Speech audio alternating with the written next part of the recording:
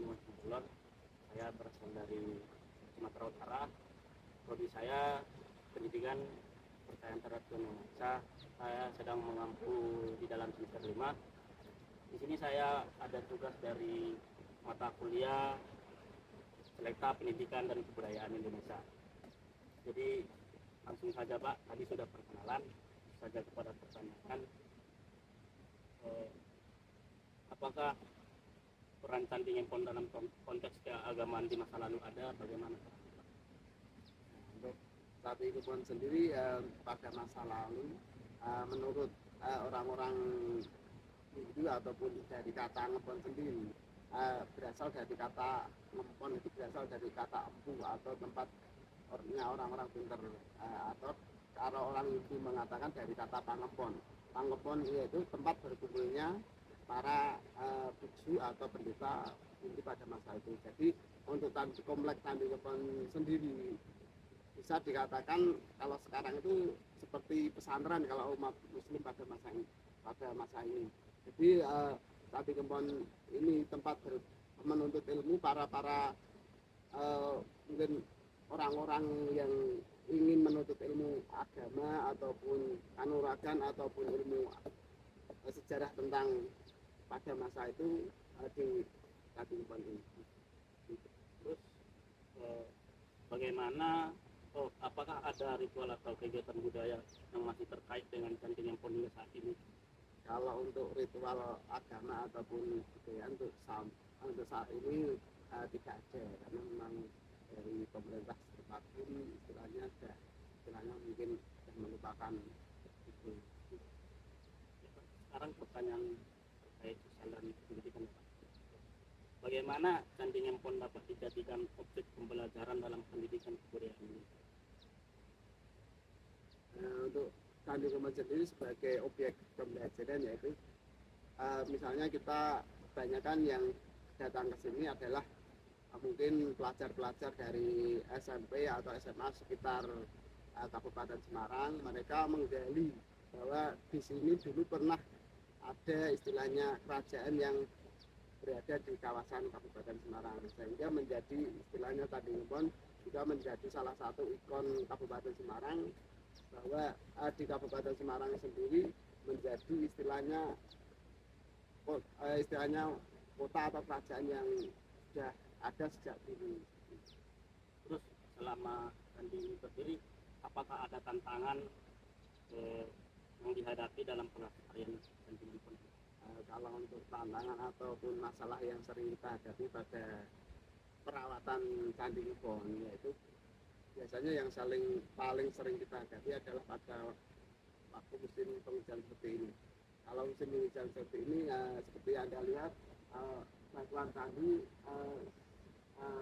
cepat tumbuh oleh lumut-lumut yang menyebabkan batuan candi itu menjadi hitam, ataupun lumut itu menyebabkan mudahnya pelapukan pada batuan-batuan candi. Setelah Bapak sudah lama ya di dalam Candi Ngempon ini, apakah Bapak mengetahui tentang candi ini terdapat ada nilai-nilai moral atau dapat kita implementasikan dalam kehidupan sehari-hari? Kebetulan untuk Candi Ngempon, relief Candi Ngempon sendiri kebetulan bernuansa istilahnya tumbuhan dan binatang yang ada flora dan fauna, sehingga kita itu harus istilahnya hidup itu harus menyatu dengan alam, tidak boleh merusak alam yang ada di sekitarnya. Terus setiap ini apakah karena kepentingan Candi yang itu kan ada berapa? 1, 2, 3, 4 ya Bang. Nah, terus ini saya melihat ada yang belum tersusun, ini sejarahnya bagaimana Pak itu? Kebetulan untuk batuan-batuan yang belum tertata ini adalah batuan-batuan sisa dari pemugaran ini. Sedangkan untuk batu-batu yang berserakan ini istilahnya kita kumpulkan karena untuk kita tata ulang seperti candi yang sudah ada tidak memenuhi syarat untuk istilahnya melakukan pemugaran, karena syarat pemugaran suatu candi itu batu aslinya minimal sebanyak 70%. Terus bagaimana kontribusi masyarakat lokal yang ada dalam Tanjung Pon ini untuk melestarikan itu? Kebetulan untuk sampai saat ini untuk masyarakat Kempon sendiri belum istilahnya untuk kontribusi dalam perawatan ataupun pelestarian cabai Kempon sendiri belum ada, karena memang untuk cabai Kempon sendiri belum istilahnya memang belum dimanfaatkan untuk umum secara global seperti pariwisata seperti ini, karena untuk Candi Kempon sendiri masih kita yang merawat dari Balai Pelestarian Kebudayaan, sehingga dari Balai Pelestarian Kebudayaan itu hanya berfokus pada perawatan Candi Kempon dan lingkungannya, tidak berorientasi ke tujuan wisata.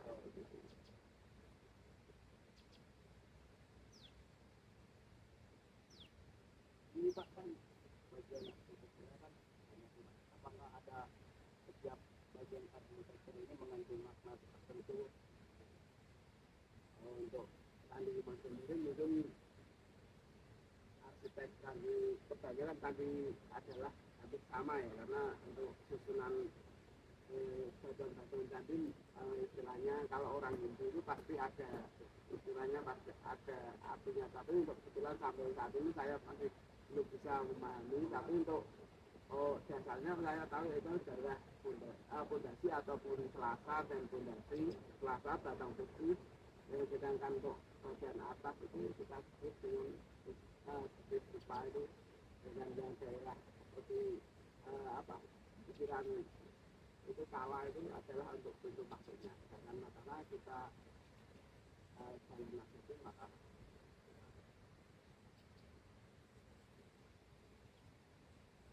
Terus apakah ada harapan Bapak untuk masa depan Candi Kempon dalam konteks budaya sendiri? Harapan Bapak? Kalau saya sendiri sebagai juru pelihara, harapan saya itu masyarakat lebih menghargai bahwa di sini ada Candi Kempon itu lebih dihargai bahwa itu adalah warisan dari leluhur kita, sehingga perlu kita jadikan contoh bahwa nenek moyang kita adalah orang-orang yang lebih istilah orang pandai yang bisa membuat candi pada masa itu. Saran lagi Pak, adakah saran untuk pengunjung yang ingin belajar lebih banyak tentang Candi Kempon ini? Untuk pengunjung, istilahnya mungkin hampir semua pengunjung ataupun orang yang datang ke Candi Kempon, sarannya adalah hargailah, lindungilah, dan cintailah cagar budaya agar kita dan anak cucu kita bisa menikmati bahwa kita masih punya cagar budaya yang indah. Dan penutup nih Pak, untuk saran Bapak sebagai kepada kami generasi muda untuk melestarikan budaya-budaya lokal dan pendidikan. Untuk para remaja ataupun anak didik ataupun anak kita semua, bahwa kita sebagai generasi muda harus bisa mengambil istilahnya ilmu yang didapat untuk menghargai, mencintai, dan mengamalkan apa yang telah kita ambil dari orang tua, dari guru kita, dari alam ataupun dari budaya yang telah kita pelajari, sehingga kita bisa menghargai budaya ataupun peninggalan sejarah nenek moyang kita itu dengan sebaik-baiknya. Janganlah kita menggunakan tempat sejarah yang kita kenang itu menjadi rusak ataupun tidak bisa kita nikmati untuk masa yang akan datang. Baik teman-teman, cukup sekian wawancara dengan beliau. Mari kita generasi muda untuk mendengarkan dan menjadi tembok terdepan bagi generasi muda untuk melestarikan budaya-budaya lokal. Hidup budaya. Salam Pancasila. Terima kasih Pak atas waktunya. Perkenalkan, saya Dr. Fatimah Simulon dari Prodi Pendidikan Kepercayaan Terhadap Indonesia saya sekarang mengampu di semester 5. Sini saya ada tugas dari dosen mata kuliah Meta Pendidikan dan Kebudayaan. Ini saya ingin menggali tentang Candi Lampung. Oke. Sebelum saya menanyakan, mungkin izin Bapak perkenalkan dulu. Ya, terima kasih teman-teman semuanya. Selamat siang. Saya Natno selaku teknisi pelestari cagar budaya di wilayah Kabupaten Semarang di staf BPK wilayah 10. Untuk yang bertugas sementara ini saya di rutinitas sehari-hari di kawasan perjanjian Gedong Songo, Candi Ngempon, Candi Bero, Candi Buku juga adalah wilayah pemantauan saya, termasuk secara luas wilayah kerja Kerajaan dan Bukit. Langsung saja ya Pak. Oke. Apa saja elemen arsitekturnya unik dari Candi Lampung? Oke, gini yang jelas kalau kita lihat secara arsitektur, kita kembali ke masa dulu, ke belakang dulu.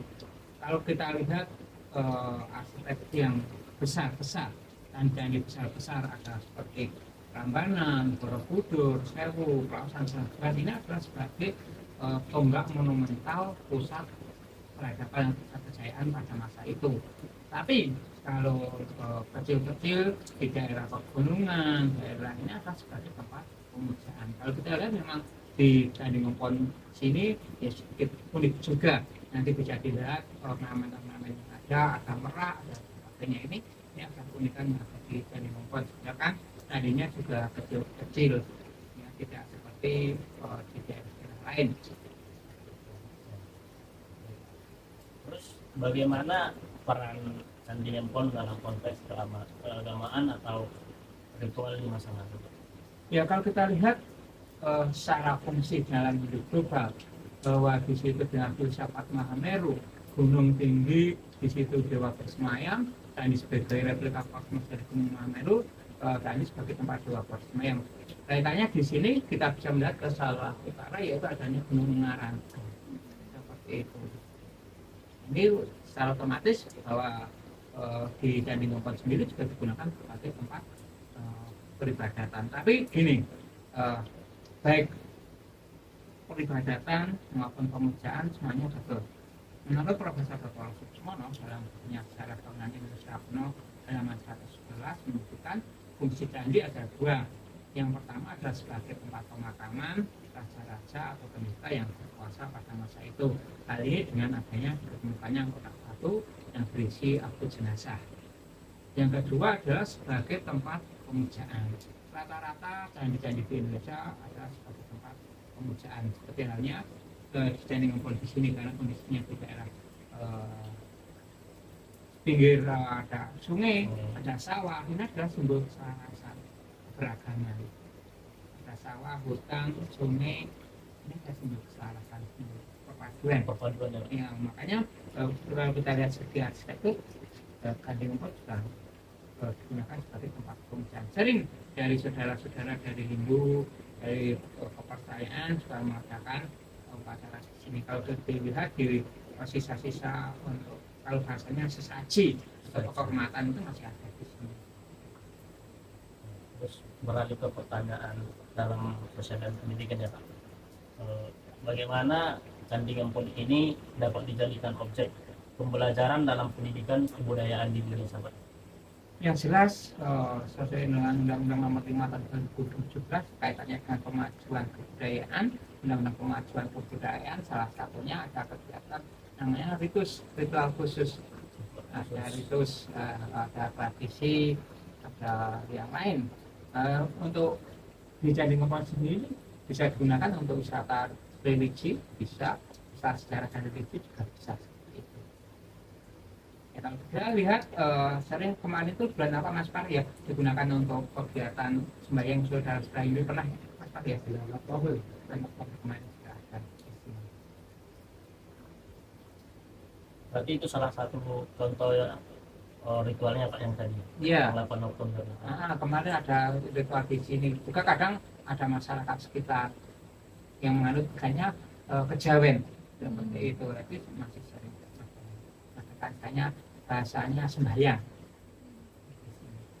Terus dalam konteks pendidikan itu bagaimana Pak? Dalam konteks pendidikan yang jelas kalau kita lihat salah satu unsur bisa dikunjungi oleh warga masyarakat, ada untuk anak-anak SD pengembangan. Kemarin juga digunakan untuk kunjungan dari program dari BPK wilayah 10, yaitu BPK mengajar. Kemarin juga ada datang dari rombongan ke sini dari Magelang, komunitas itu ada di sini juga untuk melihat misalnya mengenalkan Candi Gempol terhadap dunia luar. Terus apa saja tantangan yang dihadapi dalam pelestarian Candi Gempol ini? Oke, untuk tantangan yang dihadapi adalah satu faktor alam, faktor manusia, yaitu faktor alamnya seperti yang kita lihat, hujan, cuaca, termasuk nanti gempa bumi dan sebagainya. Ini adalah faktor alam yang tidak bisa kita perhitungkan kapan datangnya, kapan terjadinya, tapi ini adalah faktor alam. Memang kalau faktor manusia, kalau dilihat adanya mungkin pencurian, yang paling kecil yang mudah adalah vandalisme. Ini adalah tantangan-tantangan yang kita siasati, kita antisipasi yang upaya pelestarian kaitan dengan cagar budaya. Tidak hanya di Candi Gempol, tapi semuanya candi di Indonesia pun sama. Itu adalah faktor tantangan. Yang paling berat adalah faktor alam. Alam Iya, iya. Karena cuaca kan tidak kita bisa prediksi. Prediksi. Ya, misalnya saat tahu ada angin, ada petir, itu sudah tantangan. Terus gini Pak, ini menurut saya mungkin masih ada masyarakat lokal yang belum mengetahui tentang Candi Gempol ini ya Pak. Terus solusi Bapak untuk agar lebih masyarakat lokal itu bisa mengetahui lebih banyak tentang Candi Gempol ini gimana Pak? Ya, yang jelas seperti halnya program dari Dinas Kebudayaan Kabupaten Semarang dalam hal ini setiap tahun mengadakan kegiatan namanya pameran cagar budaya, yaitu salah satu dengan pamflet pengenalan anak-anak di SD SMP untuk berkunjung di museum. Salah satu ada peninggalan-peninggalan yang ada di kawasan Kabupaten Semarang, termasuk salah satunya Candi Gempol sendiri. Untuk ada fotonya di situ kita bisa kenalkan kepada masyarakat dan anak-anak. Ini memang ada program rutin dari Dinas Kebudayaan Kabupaten Semarang. Juga ada dari BPK wilayah 10 sendiri kan juga ada lewat email, lewat online-nya, lewat webnya di BPK wilayah 10. Terkait itu Pak, apakah ada kontribusi masyarakat lokal untuk melestarikan ini? Yang jelas kontribusi masyarakat lokal ada. Salah satunya bulan kemarin warga itu menemukan sebuah arca Agaste atau itu langsung disampaikan kepada petugas. Kebetulan ada Mas Varianto yang ada di sini, serahkan langsung kita tangani. Ini adalah salah satu upaya masyarakat ikut melestarikan, termasuk kebetulan di wilayah sini waktu itu menemukan sebuah arca, tapi diserahkan. Dalam partisipasi warga termasuk ikut menjaga pelestarian dengan salah satunya memantau pengunjung tidak membuang sampah sembarangan, itu pun sudah upaya pelestarian. Sekarang Pak, terkait nilai-nilai arsitektur yang ada dalam Candi Gempol ini, apakah Anda mengandung nilai-nilai tersendiri? Yang jelas gini, Mas, kalau kita lihat kalau di candi ya menjadi 3 bagian yang namanya kaki candi, badan candi, atap candi. Kalau di Buddha namanya Kamadhatu, Padatu, kalau di sini Burmuka, Baroka, dan Saloka. Inilah gambaran kehidupan. Kalau dalam misalnya bahasanya apa ya? Kiasan, ya, kiasan kehidupan di dunia, kehidupan di tengah orang suci, dan kehidupan setelah di dunia. Itu dari segi arsitektur pun kelihatan di sana nanti. Kalau pas kondisi baik bisa melihat langsung kondisinya. Kalau seperti ini, kalau orang Jawa mengatakan menjadi 3 bagian, kalau orang Jawa menyebutnya ada U3 yang dinamakan utri. Utri itu dari kata ucap, ulat, dan ulah. Itu filosofi yang menjadi 3 bagian itu. Makanya kita hidup manusia harus kita bisa menjaga U3 itu sebagai dasar kita, fondasi kita untuk bisa menjaga ucapan kita atau lisan kita. Karena nyun sewu, kadang ucapan ini bisa membunuh kita juga, tapi bisa menghidupi kita karena ucapan kita. Ada orang kalau orang dulu, para leluhur dulu menyampaikan, mari kita jaga lisan kita, mari kita bawa surga ke dunia. Itu maksudnya seperti apa? Mari kita kaji surga ke dunia, dibawa ke dunia. Itu yang jelas, karena kalau kita simpulkan dalam di situ, yaitu katanya di surga itu semua serba enak. Itulah yang harus, salah satu adalah kita menjaga lisan kita agar tidak bisa menyakiti orang lain. Itu yang pertama, ucapan kita, perilaku kita, ucap ulah itu adalah perilaku. Perilaku kita harusnya ya bisa menyenangkan orang lain, bisa berbuat baik. Pikiran kita, ucap ulah, ucapan kita, ulah kita, itu pikiran mimik kita, gimana bisa menyenangkan orang lain. Itu seperti dasar fondasi kalau orang Jawa mengatakan U3 itu ucap ulah itu. Perilaku kita, pikiran kita, perbuatan kita, semuanya harus seimbang. Itu kaitannya dengan candi, filosofinya seperti itu. Langsung menyambung aja Pak, tadi udah jelaskan tadi itu ya. Terus nilai-nilai moral apa saja yang bisa kita terapkan dari candi? Yang saya nilai moral yang dulu disampaikan oleh leluhur terhadap kita semuanya, yang itu salah satunya adalah kalau orang Jawa mengatakan etika sopan santun. Ya, makanya didasari dengan tata cara saat sebelum masuk harus bahasanya kita permisi dulu kalau nuwun, kita menjaga ucapan kita, ulah kita, perilaku kita. Sebelum masuk orang dulu mesti akan membersihkan, mencuci tangan juga sebelum masuk ke candi. Itu salah satu moral yang harus kita sampaikan. Termasuk menjaga lisan kita, menjaga perilaku kita, ucapan kita, seperti itu.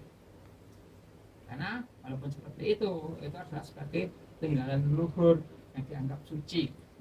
Mereka yang menganggap suci itu kan tetap harus kita lestarikan. Terus terkait moral tadi sudah dijelaskan oleh Bapak. Sekarang pertanyaan berikutnya itu pesan-pesan Bapak untuk masyarakat, untuk pemuda-pemuda untuk melestarikan atau supaya mengetahui bahwa budaya itu penting. Salah satunya ini Pak Panji. Oke, yang jelas pesan untuk para pemuda, mari kita lestarikan peninggalan leluhur nenek moyang kita untuk generasi masa yang akan datang. Nah, salah satu cara adalah tidak membuat vandalisme, tidak mencoret-coret, tidak memindahkan batu. Ingat pesan Presiden yang pertama, ingat jas merah, jangan lupakan sejarah. Untuk generasi, mari kita lestarikan bersama-sama untuk generasi masa yang akan datang supaya tidak punah peninggalan leluhur ini. Terima kasih. Oke guys, sekian saran dari Bapak. Mari kita generasi muda mendengarkan dan melakukan bahwa generasi muda itu penting untuk generasi yang akan datang. Cukup sekian wawancara kami dari saya tutup. Terima kasih. Rahayu. Perkenalkan, nama saya Eduardo Ferdinand Simbolon dari mahasiswa Universitas 17 Agustus 1945 Semarang. Prodi saya pendidikan kepercayaan terhadap Tuhan Yang Maha Esa. Di sini saya ada tugas dari dosen untuk mengangkat Candi Ngempon dan mewawancarai warga setempat. Mungkin bisa Pak perkenalan diri dulu Pak. Ya, Pak. Pertanyaannya Pak, sebagai masyarakat, bagaimana tanggapan Bapak sebagai masyarakat? Apakah Bapak ikut melestarikan kebudayaan Candi Ngempon tersebut? Ikut ya Pak. Apakah masyarakat lokal di sini sering ikut ke sana Pak? Sering ya Pak. Terus apakah ada misalnya para wisata dan pengunjung ke sana untuk mengadakan ritual atau segala macam Pak? yang Bapak ketahui aja. ada Ada ya, Pak. orang Bali itu kan Orang-orang Bali ya Pak. Ini kan beda kecamatan tuh Pak, Ya. sama Candi Ngempon. Kira-kira warga atau wisata yang berkunjung sini apakah masyarakat di sini terganggu atau gimana Pak? nggak bertanya. Nggak terganggu ya Pak. Senang ya Pak masyarakat di sini ya Pak. Mungkin itu saja.